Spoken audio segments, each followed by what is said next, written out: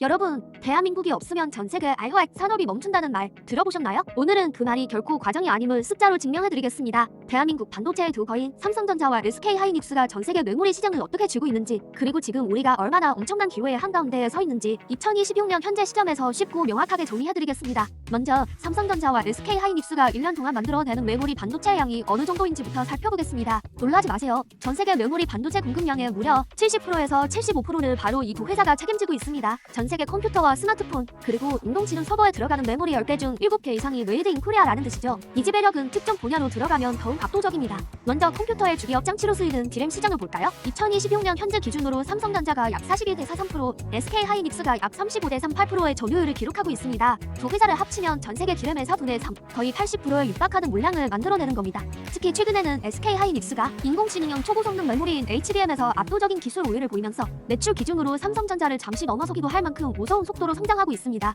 그렇다면 데이터를 저장하는 낸드 플래시는 어떨까요? 여기서도 한국 기업의 위상은 독보적입니다. 삼성전자가 약 32%, SK하이닉스가 약 20대 2%를 차지하며 전 세계 공급량의 절반 이상을 책임지고 있습니다. 다른 나라 기업들이 열심히 쫓아오고 있지만 여전히 한국 기업들이 시장의 흐름을 주도하고 있는 상황이죠. 그리고 지금 전 세계 2억 개를 뒤흔들고 있는 아이 반도체 시장의 핵심, 바로 HBM, 고대역폭 메모리 시장입니다. 이 분야는 사실상 한국의 동무대라고 해도 과언이 아닙니다. SK하이닉스가 약 60%의 점유율로 시장을 선도하고 있고 삼성전자가 약 20대 30%를 차지하며 그 뒤를 맹추격하고 있습니다. 두 회사를 합치면 전 세계 HBM을 80% 이상을 공급하는 셈인데, 이는 곧 엔비디아 같은 아이칩 선도 기업들도 한국산 메모리가 없으면 첨단 제품을 만들 수 없다는 뜻입니다. 그렇다면 이 엄청난 시장 지배력이 금액적으로는 어느 정도의 가치를 가질까요? 2026년 전 세계 반도체 시장 규모는 사상 최초로 1조 달러, 우리 돈으로 약 1350조 원 시대를 눈앞에 두고 있습니다. 정말 천문학적인 숫자죠. 이 중에서 메모리 반도체 시장 규모는 약 3천억 달러, 우리 돈으로 약 400조 원 이상으로 성장할 것으로 전망됩니다. 불과 2년 전인 2024년과 비교하면 50% 이상 폭발적으로 성장한 수치입니다.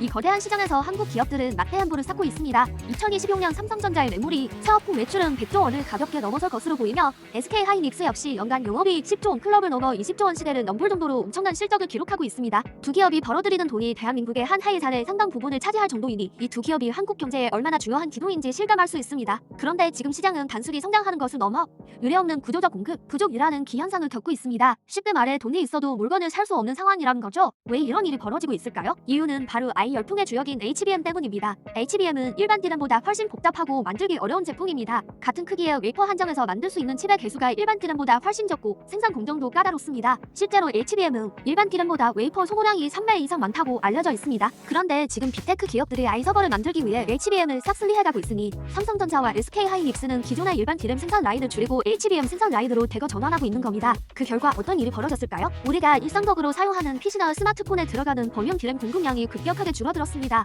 현재 수요 대비 약 15%에서 20% 정도 공급이 부족한 상황입니다. 공급이 부족하면 당연히 가격은 오르겠죠. 실제로 2025년 하반기에만 범용 DRAM 가격이 40%에서 50%나 폭등했습니다. 특히 데이터 센터에 들어가는 고성능 서버용 DRAM의 가격은 그야말로 수직 상승했습니다. 예를 들어 서버용 64GB DRAM 모듈 가격은 2025년에 210달러 수준이었는데 2026년 초에는 700달러, 우리 돈으로 약 95만 원까지 치솟았습니다. 현장에서는 물건을 구하기 위한 전쟁이 벌어지고 있다는 말이 나올 정도입니다. HBM 시장의 상황은 더욱 심각합니다. 2026년 현재 삼성전자와 SK하이닉스가 생산하는 HBM 물량은 이미 2027년치까지 완판, 즉 판매가 완료된 상태입니다. 구글, 아마존, 마이크로소프트 같은 글로벌 빅테크 기업들이 아이 서버를 더 만들기 위해 돈다발을 싸 들고 와서 제발 물건 좀 달라고 줄을 서 있지만 팔 물건이 없는 겁니다. 공급이 수요를 전혀 따라가지 못하면서 발생하는 이 기회비용, 즉 돈이 있어도 사지 못해서 발생하는 손실 규모는 수십조 원에 달할 것으로 추산됩니다. 자, 정리를 해보겠습니다. 대한민국의 삼성전자와 SK하이닉스는 전 세계 DRAM 시장의 약 80%, 낸드 플래시 시장의 50% 이상, 그리고 HBM 시장의 80% 이상을 장악한 사실상의 과점 사업자입니다. 이 말은 곧 전 세계 메모리 반도체 가격을 이 두 회사가 결정할 수 있는 가격 결정권을 쥐고 있다는 의미입니다. 현재 아이 열풍으로 촉발된 메모리 공급 부족 현상은 단순히 반도체 경기가 좋고 나쁨을 반복하는 사이클의 문제가 아닙니다.